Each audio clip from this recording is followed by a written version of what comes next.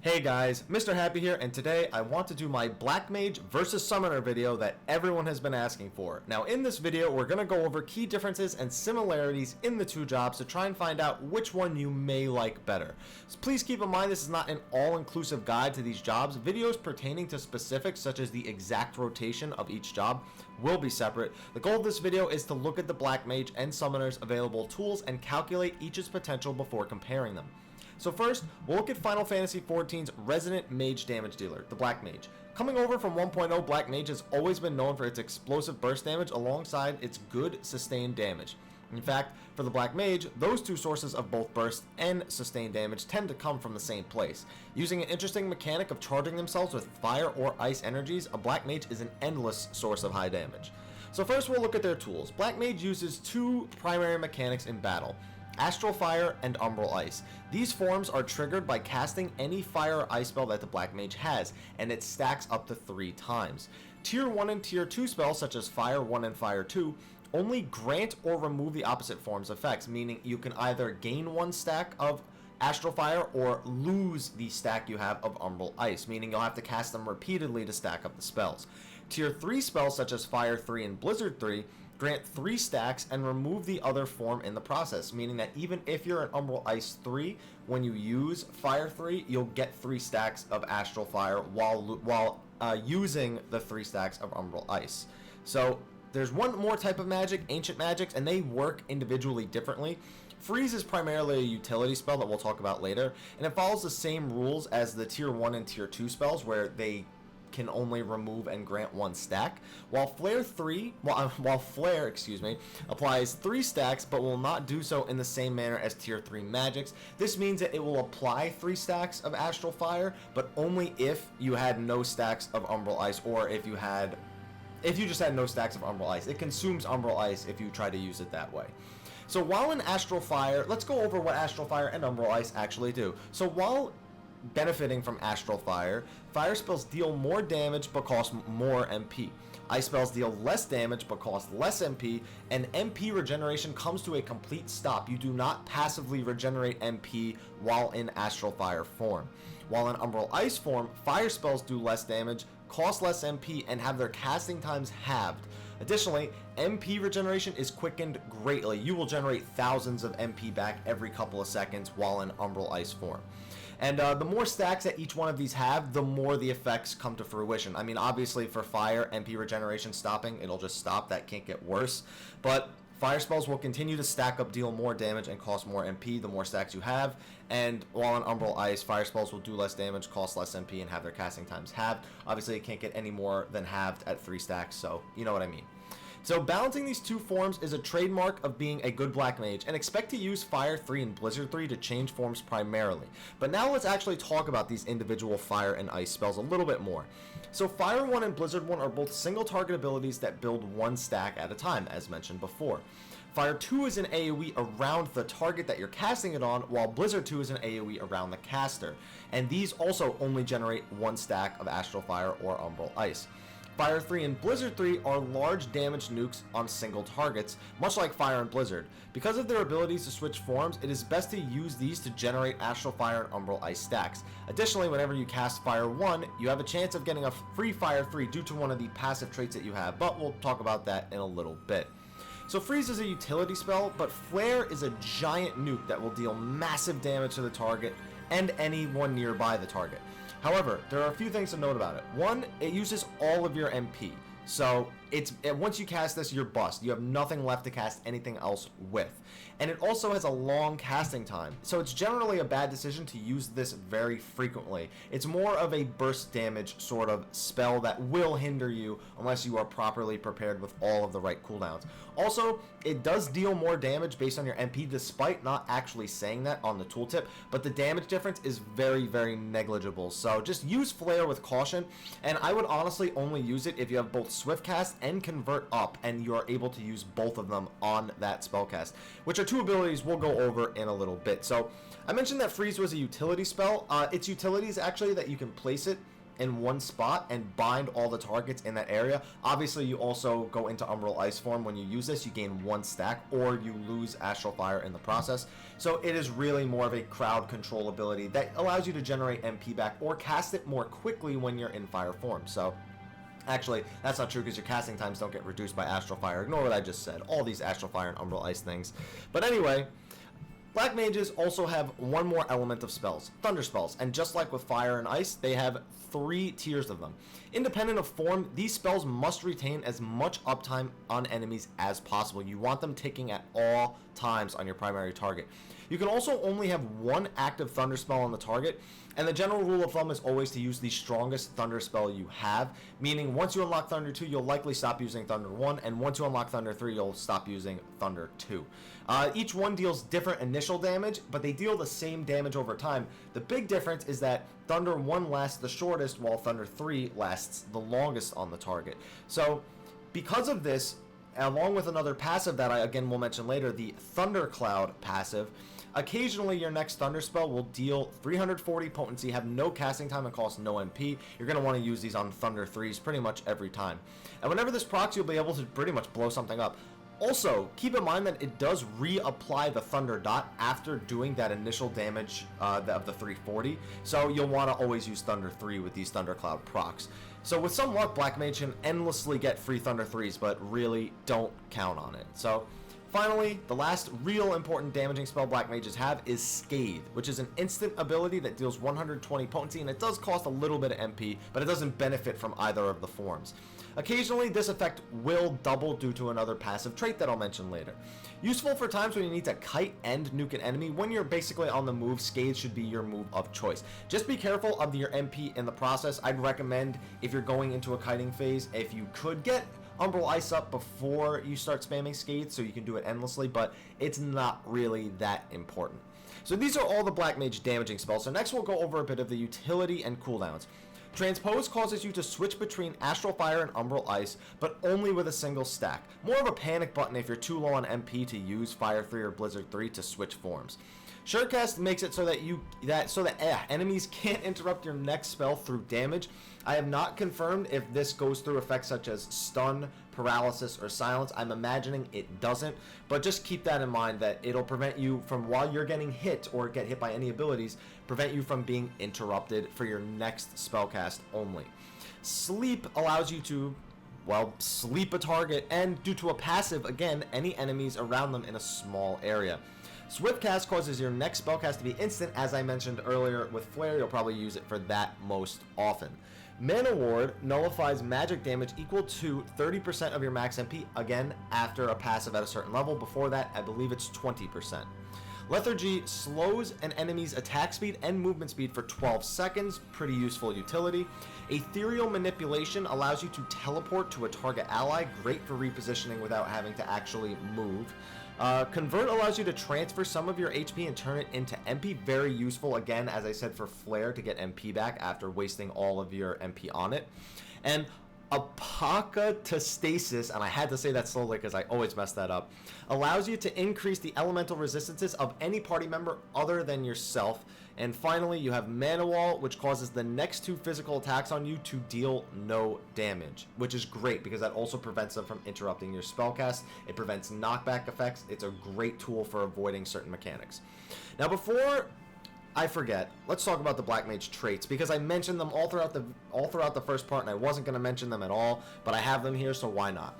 A lot of them are ones I went over in the abilities, but I'll just make mention of them real quick. So, Black Mages gain Enhanced Int as they unlock traits, nothing special. Enhanced Surecast has a 15% chance of resetting Surecast's cooldown when used. They gain damage boost traits at 20 and 40, which just make them do more damage. Enhanced Scathe occasionally makes your next Scathe deal double damage, but you have to use Scathe once in order to trigger this, so it's only good for kiting phases. Thundercloud, as I mentioned earlier, will allow Thunder occasionally to be free, deal a bunch of damage, cost no MP, and have no casting time. Deep Sleep, another one I mentioned before, gives your sleep that small AoE range I mentioned. Firestarter we spoke about before, and it's the one that gives your Fire 1 a chance to proc a free instant cast Fire 3. And Enhanced Mana Ward is the shield that makes your Mana Ward go up to 30% from 20%, and I spoke about most of these earlier, so I think we're pretty much done with these traits. So finally, there are 2 subclasses are Archer and Arcanist. And from Archer, they get Raging Strikes, Hawkeye, and Quelling Strikes. Raging Strikes and Quelling Strikes are great for Black Mage. And from Arcanist, they receive Ruin, Physic, Virus, and Eye for an Eye. Physic is good because it's the only heal spell you could possibly use. Virus is just a good raid cooldown to reduce damage. And Eye for an Eye is a good tank cooldown that you can use. I really like that they included that for Black Mage, even if it does have a longer recast. So with all the abilities listed, let's go over the pros and cons of a Black Mage. The pros are that they deal extremely high magic damage. Their damage is well sustained, and they actually have powerful burst as well. They have a very good AoE damage that very much replicates their single target rotation. They have strong raid utility, strong survivability, and if played properly, they can go completely unhindered by MP costs. MP costs really only gating which form they'll be in, Astral Fire or Umbral Ice. Now they do have cons, don't get me wrong. The biggest con is that they must be standing still to reach most of their power. While they are running around, they are not really able to orb weave in the long cast times of Fire and Thunder 3 and Fire 3 and things like that. Burst damage is mostly based on procs, is a big con also, and it's not really that reliable. Flare is reliable, but you really need Swift Cast and Convert for you to really safely use it and continue to gain sustained damage. But Thundercloud and Firestarter procs are completely random, and those are the majority of your burst damage. They actually also have very few offensive cooldowns. Raging Strikes, which they get from Archer, and technically you could consider Convert and Swiftcast to be offensive cooldowns, but they are more indirectly offensive cooldowns than they are directly influencing your damage. And if not played properly, MP management can severely hinder your damage, and this really comes with the mechanics of changing between Astral Fire and Umbral Ice, and you really just need to get used to that yourself. While it may seem like there are far less cons than pros, these cons basically state that optimal positioning and limiting your movement are the most effective ways to keep your DPS strong. However, praying for a Fire 3 or Thundercloud procs during burst phases is the best you can do for burst phases other than a Swift Cast Flare. It'll take some getting used to their tools, but once you do, I'm sure you'll love blowing things up as a Black Mage. They bring a lot to the raid, and the sheer fact that they do as much damage as they do with each individual spellcast makes it so that if you can get those positioning things down, that you will do a massive amount of damage. So next, we have the Summoner. A magic damage dealing job just like the Black Mage, the Summoner primarily focuses on dealing damage over time while controlling a pet to add to their damage. On top of controlling powerful Aether Flow, Summoners are a formidable damage dealing job with high mobility, which is a key word we're going to use for later. So the Summoner's moveset is vastly different from the Black Mage's. Before talking about their damaging moves even, it is important to note that Summoner has an additional resource to manage on top of MP, known as Aether Flow. This ability grants MP as well as 3 stacks of something known as Aether Flow, which allows you to expend these 3 stacks to release powerful spells. Keep in mind, Aether Flow has a 1-minute cooldown, so you can only get 3 stacks of Aether Flow a minute. So using them carefully is the key to being a good Summoner. So a Summoner will generally want to apply their 3 single damage over time spells, Bio, 2 Miasma, and Bio. These spells not only deal damage over time, but free up the Summoner to cast other spells while they are dealing damage. Ruin and Ruin 2 are good go-to choices for some added magic damage per cast, and they will generally be the spells that you fill in between reapplying dots. Keep in mind, Ruin costs less MP, and Ruin 2 blinds the target, so you may want to use these depending on the situation. Ruin 2 is also instant cast, while Ruin is not. So, if they wish to go from single target to AoE, they have a few non-Aether Flow abilities that will help. We're going to go over the Aether Flow abilities all at once, if you don't mind. Shadow Flare is a placed AoE that slows enemy attack speed and deals damage over time, and Miasma 2 will place a low damage dot on all targets around the Summoner. Now that we've been over their primary non-Aether Flow damaging abilities, it is important to note what abilities Aether Flow unlocks. Now there are 3 of them for Summoner. The first one is the most commonly used one, and it's called Fester. Fester deals extremely high damage based on how many dots a target has. For the sake of balancing, only Bio 2, Miasma, and Bio count for this. Miasma 2 and Thunder, in case you're using it from Thaumaturge, do not count for Fester's damage. Bane is another Aether Flow ability and allows you to spread your dots to nearby targets. Though keep in mind, this target, it's around the target that you're casting it on, meaning that if you're casting it on an enemy that's far away, it'll be around that enemy. The range is like 5 yalms. It is extremely small, so enemies really need to be grouped up for you to make use of this ability. An Energy Drain simply deals moderate damage while absorbing HP and MP. Most Summoners will use their Aether Flow on Bane and Fester depending on single target or AoE situations. but in extremely long fights where MP may become an issue, I wouldn't be surprised to find out that summoners are using energy drain as well. So the final aspect of their damage comes from something unique to them, their pets, their Eggies. Ifrit Eggy and Garuda Eggy are really the two damaging pets, and I actually have an entire video comparing these two damage dealing pets that you may want to watch if you want a more in-depth analysis of them. These pets both have similar movesets. Each one has a single target hit, an AoE hit, and a utility hit, Garuda's being a knockback and Ifrit's being a stun. Each of these deal damage, but they must be managed carefully. You don't want them to be spent at the wrong time. Also, each one has their own individual move that the other pet doesn't have. Garuda has Contagion, which extends dot durations by 15 seconds on a target, while Ifrit has Radiant Shield, which counters physical damage with physical damage in return. I personally prefer Garuda for the extended dot duration. Additionally, each pet has their own move called Enkindle, which the summoner themselves must trigger with their own ability. It sits on a 5-minute cooldown and it commands them to do their signature moves. Garuda's signature move is a high potency AoE, while Ifrit's is a conal AoE that leaves a dot on all the targets hit. If you want a more in-depth look at these pets, again, I recommend watching the video where I compare Ifrit Eggy versus Garuda Eggy. So with all the damage spells out of the way, let's look towards their utility. Virus is the first one that comes to mind, and it lowers the strength, int, mind, and dex of a target by 15% for a short time. This is a great cooldown for reducing raid-wide damage. Sustain allows you to sacrifice some of your HP to put a percentage-based regen on your pet, just good for keeping your pet in the fight without actually having to cure them.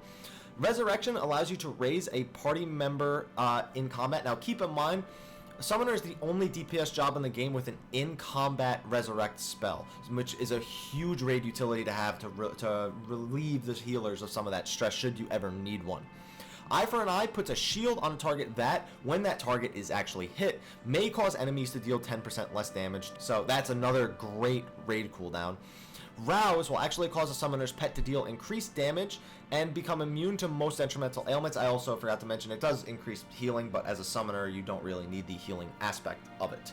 So the next one is Try Disaster. Now Try Disaster technically deals damage, but I left it out earlier. Try Disaster deals light AoE damage and binds targets around the target that you selected. Again, very similar to the way Bane works. Don't use this in an AoE rotation. Its primary purpose is an AoE bind on the target. It costs a lot of MP and it does very, very little damage. And Spur is the last one. This increases your pet's damage for a short time, very similar to Rouse, although it doesn't make them immune to detrimental ailments. So, just as with the Black Mage traits, most of the summoner traits I've been mentioning passively throughout my ability explanations. Aether Dam has 3 tiers of traits that increase Aether Flow, stacking up to a maximum of 3. They gain Enhanced Int and Spell Damage, just like Black Mage does. And they also have a new one called Enhanced Pet Actions, which obviously only they can make use of. It makes it so that when your pet crits, you have a chance to increase your spell speed, which is just great. Super Virus is what actually makes a summoner's virus better than every other virus, and it actually is what causes it to lower Int and Mind by 15%. So they are the summoners and scholars are the only two that can actually reduce Int and Mind by 15% with virus. Energy Siphon makes Energy Drain restore twice as much MP. Again, when you're low on MP in a long fight and you may get down to using it, that will be extremely useful. Enhanced Eye for an Eye just reduces its recast down to 2 minutes, while Enhanced Rouse reduces Rouse's recast down to 60 seconds. And finally, we'll look at their cross-class abilities from Archer and Thaumaturge. From Archer, just like with the Black Mage, they gain Raging Strikes, Hawk's Eye, and Quelling Strikes. And from Thaumaturge, they receive Thunder, Surecast, and Swiftcast. Not really many choices here, I'm sorry to say. So what are the pros and cons of the Summoner now? So let's take a look at this. Their pros. They have extremely high sustained damage, and they actually have extremely high AoE damage, which is very impressive. The amount of AoE damage they do is just it's unbelievable how much it is. They actually have controlled high burst damage, unlike the Black Mage, which is less controlled.